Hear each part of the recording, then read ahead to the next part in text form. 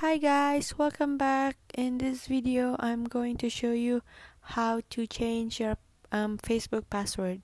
So you go to menu and then you go to settings, and then under account you go to password and security, and then once you press on it, you go to under login, change password, and then you just have to enter your current password, a new password, and then retype the password, and then go to update password.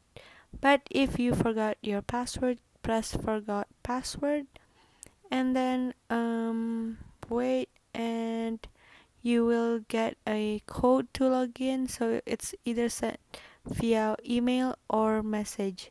So for example, I am choosing via SMS. So wait, and then Facebook has sent a code to my phone number, so I can just go to my messages to check the code, and then there is my code.